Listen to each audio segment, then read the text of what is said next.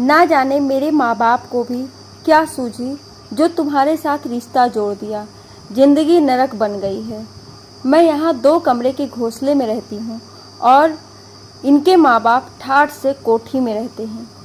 कहा था मैंने माँ से ऐसे घर में भेजना जहाँ खुद की छत और 2 वक्त का आराम मिले, पर उन्होंने तो नौकरी देखी। उस नौकरी से क्या फूटी कौड़ी मिलती है। सारा काम मुझे करना पड़ता है और अपने सपनों को 2 कमरे में समेटना पड़ता है। रसोई में बर्तन पटकते हुए पुष्पा अपने पति संजय को सुना रही थी। संजय बोला, जरा धीरे बोलो, फ़ोन पर माँ और बाबूजी से बात कर रहा हूँ, सुन लेंगे तो 10 सवाल करेंगे। पुष्पा कहाँ मानने वाली थी। ये सुनकर और ज़ोर से बर्तन पटकने लगी। संजय ने बहाना बनाकर फ़ोन रख दिया और बोला, अगर तुम्हें वो घर कोठी लगता है तो वहीं क्यों नहीं रही, क्यों चली आई शहर। पुष्पा धोते हुए बेलन को लेकर बाहर निकली और बोली, मेरी शादी तुमसे हुई थी, तुम्हारे माँ बाप से नहीं। कई बार समझाए कि बोलो उनसे गांव की ज़मीन और घर बेच दें और यहाँ हमें बड़ा सा मकान खरीद कर दे दें, पर नहीं, बस माँ बाबूजी की रट लगाए रखना किसी काम के नहीं हो तुम। संजय बोला, कई बार बाबूजी को बोल चुका हूँ कि सब बेच दो, क्यों परेशानी में जी रहे हो, क्या रखा है इस गांव में, पर वो मेरी सुनते कहाँ हैं। पुष्पा बोली, अरे इकलौते बेटे हो, ज़रा प्यार से बोलो, बूढ़े लोगों को कैसे बहलाया जाता है, क्या इतना भी नहीं मालूम। कुछ दिन उनके साथ वक्त बिताओ, देखना एक न एक दिन मान ही जाएंगे। आखिर हमारे सिवा उनका है कौन, पहले कोशिश तो करके देखो। संजय बोला, बात तो तुम सही कह रही हो, मैं भी थक गया हूँ रोज़ रोज़ की बचत करके। पुष्पा बोली, ऐसा करते हैं गर्मियों की छुट्टी में गांव चलते हैं, वहाँ इतनी हरियाली होती है कि गर्मी नहीं लगेगी और बच्चों के साथ रहेंगे तो हो सकता है उनका मन भी पिघल जाए। फिर सब कुछ बेचकर यहाँ बड़ा सा मकान ले लेंगे और अगर उन्हें साथ रहने की इच्छा होगी तो रख लेंगे। दोनों ने अपने दिमाग के घोड़े को दौड़ाया। फिर 1 हफ्ते बाद बिना बताए गांव पहुँचे। संजय के पिता राम सेवक बाबू और उनकी माँ बीना जी जैसे ही बच्चों को देखी फूली नहीं समाई। राम सेवक बाबू बोले, अरे तुम लोगों ने आने की खबर भी नहीं दी, अचानक। आओ आओ, बहुत अच्छा लग रहा है तुम्हें देखकर। देखो आम का मौसम भी आया है, मैं बच्चों को याद कर रहा था। बीना जी बोली, अच्छा किया बहू जो आई, तुम लोगों की बहुत याद आती है। इतना बड़ा घर और बिना बेटे बहू और पोते पोती के सूना सूना रहता है। पुष्पा की नज़र उस मकान पर थी जो किसी कोठी से कम नहीं थी। पुष्पा बोली, माँ जी, क्या बाबूजी ने और खेत खरीद लिया, क्या ये सब हमारे हैं। बीना जी बोली, हाँ बहू, अब जो भी थोड़े बहुत पैसे जोड़ते हैं उससे ये खेत ही ले लेते हैं। कहते हैं धरती हमारी माँ है, जब ये हमारा पेट भर रही है तो इनकी सेवा करना हमारा धर्म है। छोड़ो इन बातों को, चलो तुम अंदर, मैं सबके लिए चाय नाश्ते की व्यवस्था करती हूँ। पुष्पा झट से बोली, अरे नहीं नहीं माँ जी, मैं कौन सा थक गई हूँ, आप बैठिए, वैसे भी मैं वहाँ से सूखा नाश्ता लेकर आई हूँ। फिर क्या था, संजय चाय पीकर शाम में अपने पिता के साथ अपने खेत खलिहान का हिसाब लगाने निकल गया। इधर पुष्पा अपनी सास की झूठी सेवा में जुट गई। करीब 2-3 दिन ऐसा ही चलता रहा। बीना जी एक रात राम सेवक बाबू से बोली, बहू मेरी कितनी सेवा करती है, उसमें बहुत बदलाव आ गया है। आप देख रहे हैं, मुझे कोई काम नहीं करने देती है, मेरे पैरों को तेल लगाती है, कंघी करती है और चोटी बनाती है। ये देखिए, कल तो उसने मेरे पैरों में नेल पॉलिश लगा दी। मुझे तो याद भी नहीं कि मैंने आखिरी बार नेल पॉलिश कब लगाई थी। राम सेवक बाबू पत्नी की खुशी देखकर खुश हो रहे थे। देखते ही देखते 1 हफ्ता बीत गया। एक रोज़ बीना जी चापाकल से पानी भर रही थी। पुष्पा झट से उनके पास जाकर बोली, माँ जी, आप क्यों इतना मेहनत कर रही हैं। और संजय, माँ जी यहाँ चापाकल से पानी भरती हैं तो आपने यहाँ मोटर क्यों नहीं लगवा दिया। इतने सालों से बेचारी कितना मेहनत कर रही हैं। आपको इन बातों का ध्यान रखना चाहिए। सास के लिए चिंतित पुष्पा को देखकर राम सेवक बाबू बोले, बहू, तुम तो बेटे से बढ़कर अपनी सास की चिंता कर रही हो। अच्छा एक बात बताओ, शहर में कितना बड़ा घर है? संजय मुंह लटकाकर बोला, कहाँ बाबूजी, 2 कमरे का मकान है जो शुरू होते ही खत्म हो जाता है। रसोई इतनी छोटी है जिसमें बस पुष्पा ही समा पाती है। इतना सामान है कि बच्चों को पढ़ने के लिए कई बार छत पर ले जाकर बैठता हूँ। फिर भी आप लोग रहेंगे तो हम जगह बना ही लेंगे, क्योंकि बिना आप लोगों के वहाँ मन नहीं लगता है। राम सेवक बाबू बोले, हाँ, तुम लोगों के बिना हमारा भी मन यहाँ नहीं लगता है। ऐसा करो, पता करो 3 कमरे का खुले मकान में कितना पैसा लगेगा। तुम्हारी माँ की खुशी देखकर लग रहा है अब सब साथ में रहें तो उसे भी थोड़ा आनंद आएगा। जो बात संजय मन में लेकर आया था वो तो राम सेवक बाबू ने खुद अपने मुंह से बोल दिया। दोनों पति पत्नी की खुशी का ठिकाना नहीं था। संजय बोला, हाँ बाबूजी, मैं कल ही पता करता हूँ। पुष्पा धीरे से संजय के कानों में बोली, आज तो इतनी अच्छी नींद आएगी कि मैं सपने में बड़ा मकान, बड़ा टीवी और एक गाड़ी और ना जाने क्या क्या देखूंगी। इतना कहकर दोनों मुस्कुराते हुए सोने चले गए। अगले दिन राम सेवक बाबू अपने एक मित्र भोला बाबू, जो कि काफ़ी अनुभवी थे, उनसे बोले, सोच रहा हूँ अब सब कुछ बेचकर बेटे के साथ शहर में रहने चला जाऊँ। बेटा बहू सेवा करते हैं और यहाँ रहकर उनकी याद में हमेशा पत्नी रोती है, तो आप क्या सलाह देंगे? भोला बाबू बोले, राम सेवक बाबू, मानता हूँ मैं शहर की ज़िंदगी देख कर आया, पर वो भी एक मृग तृष्णा की तरह है। अगर बच्चे अच्छे हैं तब तो आप उनके साथ रह सकते हैं, पर आजकल ऐसी ऐसी खबर शहरों में मिलती है कि सुनकर मन सिहर जाता है, क्योंकि कुछ बिगड़ी औलाद है जो अपने माँ बाप को रास्ते में छोड़ देते हैं या वृद्ध आश्रम पहुँचा देते हैं। राम सेवक बाबू बोले, भोला बाबू, किस्मत खराब माँ बाप की नहीं बल्कि उन लालची औलादों की होती है जो अपने जन्मदाताओं को ऐसा दुख देते हैं। उन्हें क्या लगता है वो चैन से सो पाएंगे? अरे पाप पुण्य सब इसी धरती पर काटना होता है, पर हमारे बच्चे ऐसे नहीं हैं। भोला बाबू बोले, अगर आपको भरोसा है तब तो आप निश्चिंत होकर वहाँ रह सकते हैं और इसमें मैं आपकी मदद कर दूँगा। आपका ज़मीन और घर मैं ले लूँगा। हाँ, एक सलाह दूँगा, कुछ संपत्ति ज़रूर यहाँ रखना, या जब वहाँ घर लोगे तो बेटे से कहना भाभी जी के नाम से घर ले। इसके 2 फ़ायदे होंगे। नंबर 1 तो आप लोगों को सीनियर सिटीज़न के नाम से टैक्स कम भरना पड़ेगा, और नंबर 2 भाभी जी के नाम से घर रहेगा तो आने वाले खतरे से भी बचे रहोगे। राम सेवक बाबू ने भोला बाबू की ये बात मस्तिष्क में रख ली। घर जाकर बेटे से बोले, संजय, मैंने गांव के एक वरिष्ठ व्यक्ति से बात कर ली है, वो हमारी ज़मीन और घर सब ले लेगा। तुम मकान की बात करो, फिर हम सब एक साथ शहर चलेंगे। ये बातें सुनते ही उनकी खुशी का ठिकाना नहीं रहा। संजय बोला, नेकी और पूछ पूछ, मैं अभी सब इंतज़ाम करता हूँ। 1 हफ्ते के अंदर संजय ने घर की बात भी कर ली। जब राम सेवक बाबू ने घर को वीना जी के नाम से लेने की बात बेटे से कही और सीनियर सिटीजन वाली बात बताई, वो इतना खुश था, इस बात से उसे कोई एतराज़ नहीं था। संजय ने बिल्डर से, एजेंट से पहले ही साठगांठ कर ली थी। धीरे धीरे उसने घर का सामान भी मंगवा लिया और सब मिलजुल कर रहने लगे। शुरुआत के दिन तो बहुत अच्छे रहे। करीब 15 दिन तक पुष्पा ने बीना जी को कोई काम नहीं करने दिया, बल्कि उनकी सेवा करती रही। दोनों पति पत्नी बेटे बहू से भी बहुत खुश थे। करीब 1 महीने बाद पुष्पा धीरे धीरे घर के सारे काम बीना जी को सौंपने लगी।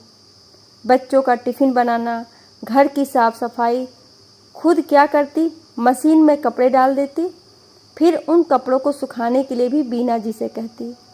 खुद पूरा दिन फ़ोन लेकर घूमती और अपने नाखूनों में नेल पॉलिश के रंग बदलते रहती। बीना जी की तबीयत बिगड़ने लगी। राम सेवक बाबू बेटे से बोले, संजय, कोई काम वाली देख लो, तुम्हारी माँ की उम्र नहीं रही कि वो घर के काम करे। पुष्पा बोली, घर के काम कितने होते हैं जो माँ जी थक जाती हैं। आधे से ज़्यादा काम तो मशीन करता है। वैसे माँ जी गाँव में तो सारा काम करती थी, वहाँ तो कोई थकान नहीं होती थी। और आज तक हमने घर में काम वाली नहीं रखी, और अब क्यों? संजय बोला, बाबूजी, पुष्पा सही कह रही है। आप ये देखिए, हमारी आमदनी ही कितनी है जो मैं काम वाली को दूंगा। दोनों मिलकर घर के काम संभाल तो रही हैं। आप क्यों महिलाओं के काम में दखलंदाजी करते हैं? आप आराम से रहिए। राम सेवक बाबू बोले, कैसे आराम से रहूं, जब मैं देख रहा हूं मेरी पत्नी दिन रात कोल्हू के बैल की तरह पीस रही है। तुम्हें अपनी माँ की तकलीफ नहीं दिखती, पर मुझे अपनी अर्धांगिनी की तकलीफ दिखती है। इससे अच्छे तो हम गांव में थे। बहू बोली, तो हमने कौन सा आपको शहर बुलाया था? आपने खुद यहाँ आने की इच्छा जताई। अब सारा दोष हम पर मत डालिए। काम वाली आएगी तो उसका खर्चा कौन देगा? आपके पास कुछ है नहीं जो आप खर्चा उठाएंगे। क्यों अपने बेटे की परेशानी बढ़ाते हैं? चुपचाप खाइए और पड़े रहिए। सुनो जी, आप जाओ दफ्तर। इनका तो रोज रोज का यही है। ये कहानी आपको अच्छी लगी होगी। कहानी अच्छी लगी राम सेवक बाबू से लाइक, शेयर और कमेंट जरूर करिएगा। क्यों आप छोटे और ऐसी ही कहानियां सुनने के लिए हमें सब्सक्राइब जरूर करें। सब ठीक हो जाएगा। Thank you. वो बोले, तुम्हारी यही बात सुनकर मैं थक गया हूँ। धीरे धीरे सब ठीक हो जाएगा। अरे कब? अब बड़ा घर, गाड़ी सब कुछ दे दिया हूँ, तब भी तुम कह रही हो उसे परेशानी है। करीब 3 महीने ऐसे ही बीत गए। बेचारी बीना जी आधी हो गई थी, और राम सेवक बाबू भी, जो खुली हवा में पहले सांस लेते थे, अब एक कमरे में बंद रहते हैं। दिन रात पुष्पा कहती है, अभी कमरे में कोई मेहमान है, आप कमरे से मत निकलिएगा। बाजार के काम राम सेवक बाबू से करवाती थी। दोनों की हालत नौकरों जैसी हो गई थी। जब भी राम सेवक बाबू कुछ कहते तो पुष्पा और संजय दोनों लड़ने लगते। एक रोज़ बीना जी को बहुत खांसी हो रही थी। उन्होंने बेटे बहू को बहुत आवाज़ लगाई, पर दोनों ने अनसुना कर दिया। राम सेवक बाबू बोले, तुम रुको, मैं तुम्हारे लिए पानी लेकर आता हूँ। जब वो पानी लेने के लिए रसोई की तरफ जा रहे थे तो बेटे बहू की आवाज़ें आ रही थी। पुष्पा बोल रही थी, अब मैं थक गई हूँ इन लोगों से। जितनी जल्दी हो अपने माँ बाप को बाहर का रास्ता दिखाओ। संजय बोला, पर गांव का घर जमीन सब बेच चुके हैं, तो ये लोग जाएंगे कहाँ? पुष्पा बोली, दुनिया भर के रिश्तेदार पाल रखे हैं, जिन्हें बुला बुलाकर खिलाते थे। जाएं वहाँ जाकर रहें। और कुछ नहीं तो शहर में कितने सारे वृद्धाश्रम हैं, उसका पता दो और कुछ पैसे उनके हाथ में पकड़ाकर दफा करो। इस बड़े से घर में वो लोग किसी कबाड़ से कम नहीं हैं। संजय बोला, अगले हफ्ते बच्चों की छुट्टी हो रही है, उन्हें लेकर पहले घूमने तुम्हारे भाई के पास चलते हैं। वहाँ से आकर इन लोगों का कुछ इंतज़ाम करता हूँ। सच कहा तुमने, रोज़ रोज़ की चिक चिक से मैं भी थक गया हूँ। मैं सोचा था बुढ़े हो गए हैं, 1-2 साल जिएंगे, फिर सब रास्ता खाली हो जाएगा, पर इन्हें देखकर तो नहीं लगता कि ये ऊपर जाने वाले हैं। राम सेवक बाबू को अपने ही कानों पर विश्वास नहीं हो रहा था। वो पत्नी को पानी दिए और आराम से कुर्सी पर बैठकर कुछ सोचने लगे। बीना जी बोली, क्या हुआ, क्या सोच रहे हैं? वो बोले, बीना, हमने यहाँ आकर बहुत बड़ी गलती कर दी। फिर उन्होंने पत्नी को सारी बात बताई। बीना जी रोकर बोली, हमारी किस्मत ही फूटी है। वो बोले, खराब किस्मत हमारी नहीं बल्कि इन बच्चों की है। इन्हें क्या लगता है इनके अलावा हमारा दुनिया में कोई नहीं है? अरे दुनिया इतनी बड़ी है, जहाँ प्यार और भरोसा बांटो तो पराये भी अपने हो जाते हैं। बीना जी बोली, फिर अब क्या आपने सोचा? कुछ सोचो कि अब क्या करेंगे? हम तो रोड पर आ जाएंगे। वो बोले, तुम चिंता मत करो, मैं भी इसका बाप हूँ। इसे ऐसा सबक सिखाऊंगा कि जीवन भर भूल नहीं पाएगा। अब तक पिता का फर्ज निभाता आया, अब इसे मैं बताता हूँ कि एक बाप क्या क्या कर सकता है। कुछ रोज बाद संजय परिवार के साथ निकल रहा था। पुष्पा बीना जी से बोली, माँ जी मेरे पीछे घर का ध्यान रखिएगा। राम सेवक बाबू बोले, हाँ हाँ बहू तुम निश्चिंत होकर जाओ, जो भी बिगड़ा होगा उसे हम बिल्कुल सही कर देंगे। तुम आओगी तो देखकर हैरान हो जाओगी। पुष्पा मुस्कुराते हुए संजय के कान में बोली, मन तो नहीं करता है कि फ्री के चौकीदारों को घर से निकालूं, पर मुझे ये पुराने एंटिक पीस घर में नहीं चाहिए। दोनों मुस्कुराते हुए चले गए।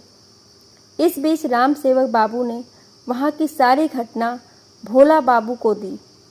भोला बाबू अपने एक मित्र के साथ जाकर पुलिस स्टेशन में रपट लिखवाई और घर के कागजात दिखाए। भोला बाबू की शहर में बहुत जान पहचान थी। उन्होंने सुझाया कि आपके घर के पास ही बहुत बड़ा अस्पताल बना है, जहाँ कई नर्स रहने के लिए मकान ढूंढ रही हैं। आप उन्हें अपने मकान में रख लो, आपकी आमदनी भी हो जाएगी और आप लोगों की देखभाल भी होती रहेगी। राम सेवक बाबू ने 6 लड़कियों को 2 कमरा दे दिया। अब वो लड़कियां जब अपने लिए खाना बनाती तो उन दोनों के लिए भी बना देती। अब वे सभी नर्स थीं तो उनके स्वास्थ्य की भी परेशानी हल हो जाती थी। इस तरह से करीब 10 दिन में उस घर का राम सेवक ने नक्शा ही बदल दिया। बेटा बहू जब घूम कर आए, दरवाजे पर दस्तक दी तो उन्हीं में से एक लड़की ने दरवाज़ा खोला। जैसे ही पुष्पा अंदर आने लगी, वो बोली, अरे इस तरह से कहाँ घुसी आ रही हो? पुष्पा बोली, तुम कौन होती हो मुझे रोकने वाली? ये मेरा घर है। और तुम कौन हो? दूसरी लड़की बोली, नहीं ये घर राम सेवक बाबू का है और हम सब उनके किराएदार हैं। ये सुनकर बेटे बहू के होश उड़ गए। पुष्पा जोर जोर से चिल्लाई, माँ जी, पापा जी, बाहर निकलिए। ये हमारे घर को क्या आपने हॉस्टल बना रख दिया है? और आपको कोई नहीं मिला तो नर्स को घर में रखने लगे। ये हमारा घर है, कोई अस्पताल नहीं। हमने आपको रखने की जगह दे दी, ये क्या कम था? मैं तो कहती हूँ इन लोगों के साथ आप भी मेरे घर से निकलो। राम सेवक बाबू बोले, तुम्हारा घर? बहू दिन में सपने देख रही हो क्या? ये घर तुम्हारा नहीं बल्कि मेरी पत्नी का है। पूछो अपने पति से किसके नाम से है ये घर। क्या उसने तुम्हें नहीं बताया? पुष्पा संजय की तरफ देखी। संजय को सीनियर सिटीजन वाली बात याद आई और वो हैरान रह गया। राम सेवक बाबू बोले, तुम्हारे ऐसे ही व्यवहार के कारण मैंने पुलिस में तुम लोगों की कंप्लेंट दे दी है। अभी तो वो कुछ नहीं करेंगे, परंतु अगर तुम लोगों ने कुछ चालबाजी की तो जेल की हवा खाओगे। तुम्हारा सामान बाहर के स्टोर रूम में रखा है, उसे उठाओ और निकलो हमारे घर से। बेटे बहू माँ बाप के पैर पकड़ने लगे और कहने लगे, हमें हमारी भूल के लिए क्षमा कर दीजिए। हमारे मन में लालच आ गया था, हमारी किस्मत खराब थी जो हम आपको पहचान नहीं पाए। बीना जी बोली, अब पता चला कि खराब किस्मत माँ बाप की नहीं बल्कि बिगड़ी और लालची औलादों की होती है। जिस चालबाजी से तुम लोग हमें गांव से यहाँ तक लेकर आए, अब वो हमारे सामने आ चुकी है। तुमसे भले तो ये बच्चे हैं जो रहने का दाम भी देते हैं और हमारी सेवा भी करते हैं। हमारे मरने के बाद हम ये घर ऐसे ही माँ बाप के लिए छोड़ जाएंगे जिनके बच्चे तुम जैसे बदकिस्मत होते हैं। अब निकल जाओ हमारे घर से और दोबारा लौटकर मत आना। 6 की 6 लड़कियों ने उन्हें बाहर का रास्ता दिखाया। काफ़ी समय तक संजय को दर दर भटकना पड़ा और इधर राम सेवक बाबू को पराए बच्चों से अपनापन मिला और आगे चलकर उन्होंने अपना वो घर वृद्धाश्रम के नाम किया ताकि उनके जैसे माता पिता को कोई कष्ट ना हो। फ्रेंड्स, जब माँ बाप अपनी जीवन भर की जमा पूंजी खुशी खुशी बच्चों को दे देते हैं, फिर बच्चे क्यों उनके साथ छल करते हैं? लोग कहते हैं माता पिता की किस्मत खराब है। नहीं, खराब किस्मत माँ बाप की नहीं बल्कि लालची औलादों की होती है। आशा करती हूँ कि ये कहानी आपको अच्छी लगी होगी। कहानी अच्छी लगी हो तो लाइक, शेयर और कमेंट ज़रूर करिएगा और ऐसी ही कहानियाँ सुनने के लिए हमें सब्सक्राइब ज़रूर करें। Thank you.